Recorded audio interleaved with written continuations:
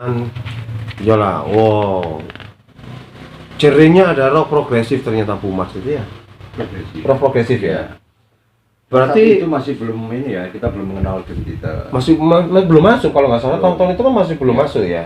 Belum. Karena memang kita punya player yang memang basicnya berbeda-beda musik.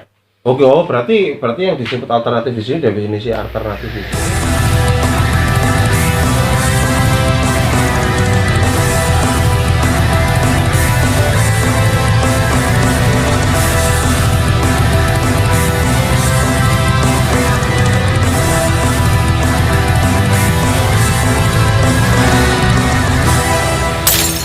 Nah ini data dari Umars ya kan, tahun 95, 14 Februari tahun 95. Ini generasi ketiga. Generasi ketiga, Generasi keempat. generasi keempat, generasi Ya. sampean toh ini Ya. kan. Generasi keempat. Nah ini ya kan, mendaftar pengajuan permohonan untuk nomor induk kesenian.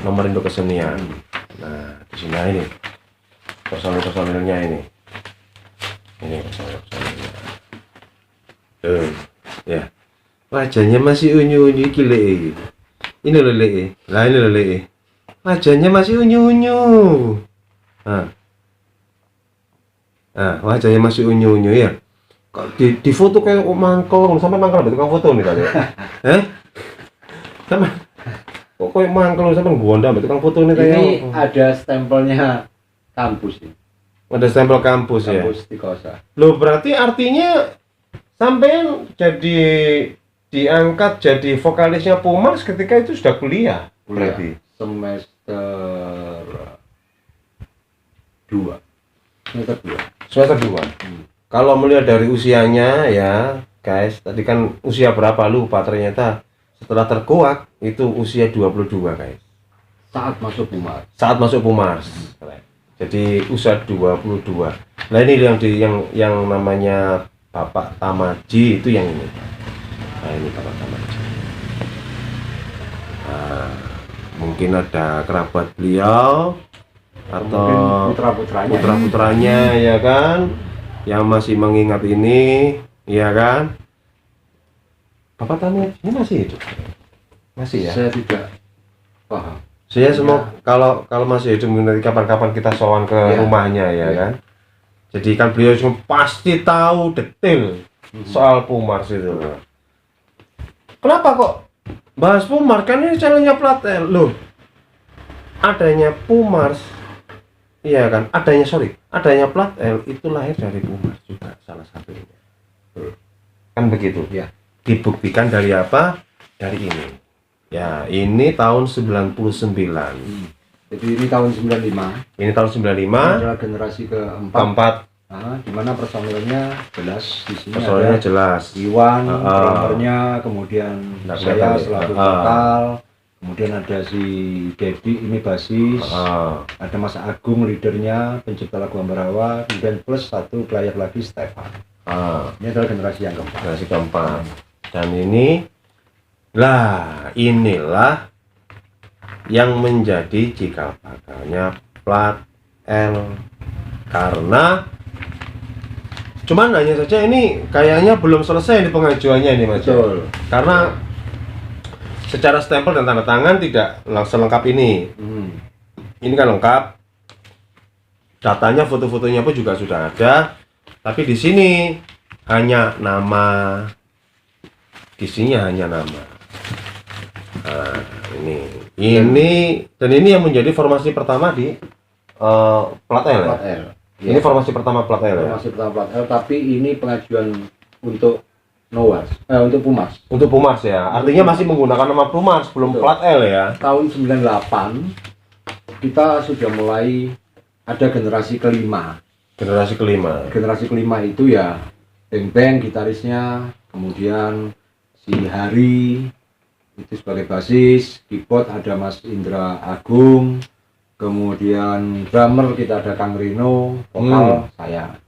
Dan waktu itu memang kita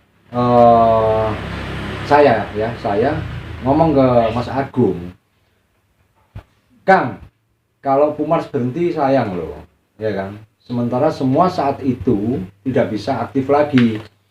Si Iwan sibuk dengan kuliah, kemudian Kang Agung sendiri sudah mulai bekerja di salah satu bank swasta Surabaya, dan player yang lain juga tidak memungkinkan lagi untuk berjalan di Pumars, sehingga Kang Agung sendiri sempat bilang, terus cari player, kalau emang player itu bagus ya nggak ada masalah, kita teruskan nama Pumars.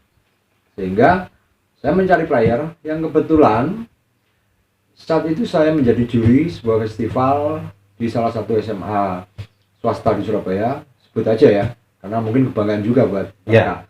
SMA Dharma Wanita Surabaya. SMA Dharma Di daerah Tenggilis. Daerah Tenggilis. Saya Tenggilis. Oke. Nah, di situ saya juri, ada salah satu band yang waktu itu namanya Birds, BIRDS, Birds Band.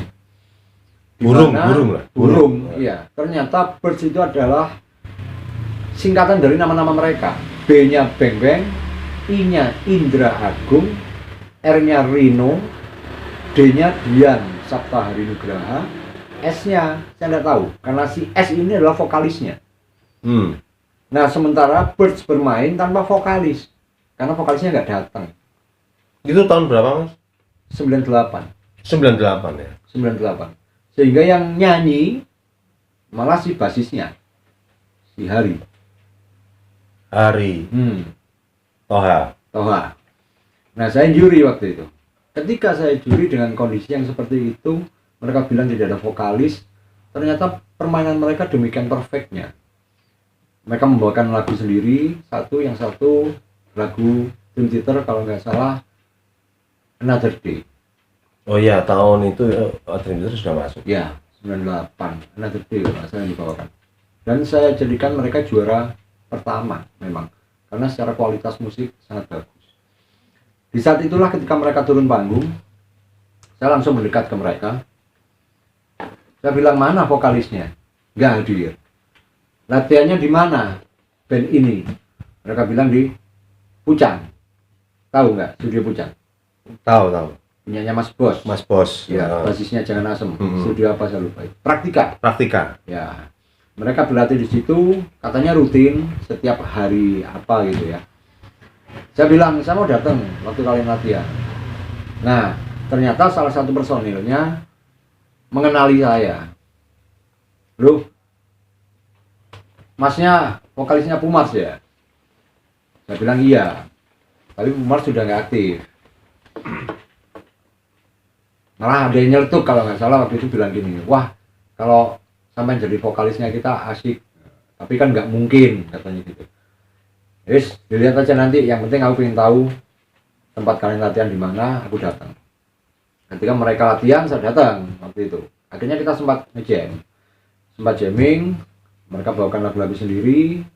Saya sempat membawakan beberapa lagu Dream Theater juga, dan ternyata mereka perfect banget memainkannya. Sehingga saat itulah saya tertarik pada keempat player ini untuk saya tarik sebagai playernya Pumars. Kita coba akhirnya dalam sebuah pementasan di kampus IKIP kalau nggak salah waktu itu, kita coba bermain di sana. Saya izin Mas Agung.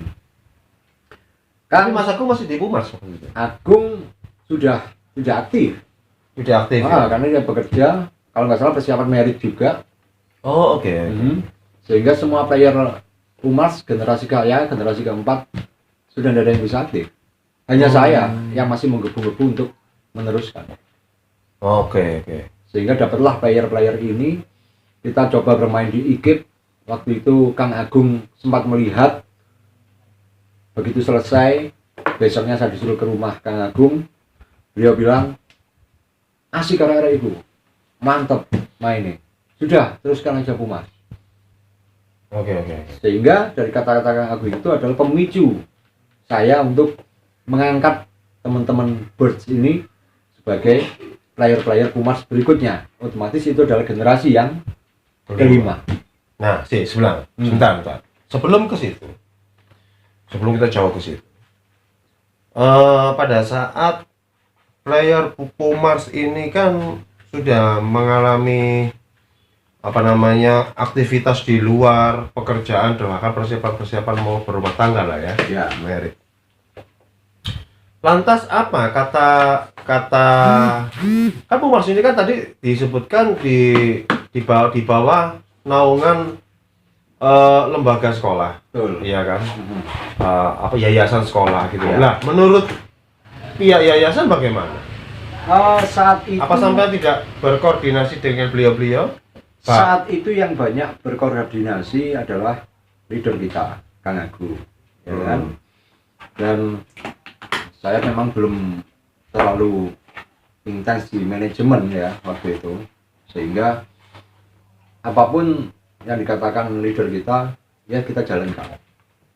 Oke. Nah, saya sempat ingat sekali waktu itu Sorry. Heeh. Ini kalau nggak ditancap kan mati. Oke. saya ingat sekali waktu itu sempat datang ke sekolah ke Martisiwi. Pak Tam sempat bilang kok, oke dilanjutkan. Tapi tidak ditanyakan, belum ditanyakan waktu itu pesan-pesannya siapa aja. Apa sampai tidak mencari generasi dari lulusan sekolah itu atau bagaimana? Nah, Sudah mencoba. bukan mencoba, posisinya saya tidak tahu apa ya kriterianya seperti apa untuk di Pumars itu. Karena saya berkaca pada diri saya sendiri. Saya nggak sekolah di situ tapi membawa nama Pumars. Pumars. Oh, begitu. Jadi kriterianya seperti apa, mekanismenya seperti apa, jujur saya tidak paham waktu itu. Tapi ketika diamini oleh Kang Agung, ya berjalan lah. Kami berjalan begitu aja. Jadi nggak sampai pada waktu itu nggak mendapatkan masukan dari leader sampai waktu itu Mas Agung ya untuk seperti ini loh, kamu cari yang begini, Ya. cari di sini Kalau artinya toh- begitu. Kalau toh saya harus ke Martisiwi, saya juga nggak tiap hari di sana, atau mungkin katakanlah saya nggak tahu jalur dan nggak paham ekskulnya seperti apa, water Benar. playernya seperti apa, saya juga nggak tahu. Oke. Ya. Iya, Nah, benar. Ternyata di belakang hari saya baru paham bahwa untuk menjadi Pumars inti itu adalah harus ada siswa lulusan Martisiwi atau siswa yang masih aktif di Martisiwi. Mardesi. Jadi sebelum Pumars inti itu ada band Mars. Kalau ada nama band Mars itu berarti dari Martisiwi. Mungkin yang kelas 1, kelas 2, mungkin kelas 3. Yang masih bersekolah di situ artinya. Band kecilnya, adiknya lah, Iya. masalahnya gitu. Ketika dia dicomot sebagai band inti dan dia sudah bagus, kata permainannya oke, berhak masuk di inti, yaitu Pumars. Belakangan saya baru tahu seperti itu. Nah, ketika Pumars generasi ke-5 berjalan, kita mulai banyak show, banyak diundang ke sana kemari, dan kami tetap membawakan lagu Ambarawa, Sebagai lagu kebesaran dari lagu grup besaran ini. Pumars. Dan setiap saat pun orang selalu meminta itu. Kita konser dimanapun, Ambarawa, dan selalu kita bawakan. Nah, suatu ketika Pumars sudah memiliki banyak job, Pumars generasi ke-5 nih ya, banyak memiliki job, sempat dipanggil oleh Pak Tamaji waktu itu, ditelepon, dan dia bilang bisa merapat nggak ke sekolah. Oke, kita berangkat merapat ke sana. Waktu itu tidak bisa hadir semua yang datang. Saya ingat banget, saya, Kang Hari, sama Kang Bembeng. Kita bertiga ke sana. Sampai di sana, kami ceritakan bagaimana seluk-beluk Pumars, mekanismenya seperti apa dan lain sebagainya. Dan waktu itu dipertanyakan satu persatu. Mas Hari sekolah di mana? Lulusan mana? Aslinya mana? Termasuk Bembeng juga, dan saya, dan siapapun yang ada di data itu, player Pumars saat itu, kita bilang tidak ada yang sekolah di Martisiwi. Oke. Sehingga langsung diambil keputusan oleh Pak Tamaji, ya jangan pakai nama Pumars, karena tidak ada yang sekolah di Martisiwi. Oh, langsung mendapatkan teguran secara nggak langsung pada saat itu. Betul, langsung dapat teguran. Dan saya bilang oke, nggak ada masalah, dan kita minta maaf baik-baik. dan kita ceritakan pun kita sudah izin dengan beberapa senior kita. Hanya ketidaktahuan mekanisme saja. Nah, akhirnya saat itulah kami melepas bendera Nowars, bendera Pumars, bendera Pumars, dan sekaligus mengembalikan semua berkas-berkas Pumars, mulai dari nomor induk kesenian yang sudah jadi, kemudian data-data apapun, sehingga yang kami simpan ini tadi pun adalah arsip-arsip, fotokopi-fotokopi, termasuk beberapa yang mungkin belum kami serahkan ke sana, tapi saya masih menyimpan. Ini loh. Di sini di depan saya ini ada yang menggelitik mata saya. Ini sebelum kita melompat lebih jauh ya. Kayaknya bukan melompat, nanti flashback. Iya. Flashback lagi malah. Flashback lagi gitu. Bagaimana Pumas generasi keempat berjalan, kita sempat bertemu dengan Gigi di tur beberapa kota. Iya. Asik ya. Itu asik itu. Makanya itu. Nah, sebelum ke sana, di depan saya ini sudah ada beberapa yang dibilang itu pada waktu itu mereka bilang itu kostum. Saya jadi kudu kostum. Merchandise. Bukan juga sih. Enggak juga, sebenarnya kostum karena dipakai untuk perform waktu itu. Oh, enggak. Oh iya, sempat sekali kita orang perform. Ini kaos. Kalau Anda buka, saya lari dulu ya. Kenapa? Malu saya. Loh, jangan. Ambil rokok. Oh, ambil rokok. Ini kaos putih polos bertulisan Pumars. Nah. Jadi fontnya ini pakai ini. Memang sekilas kalau dilihat dari fontnya memang, nah ini yang membuat orang mengira bahwa ini band ini terbentuk gara-gara brand mungkin ya.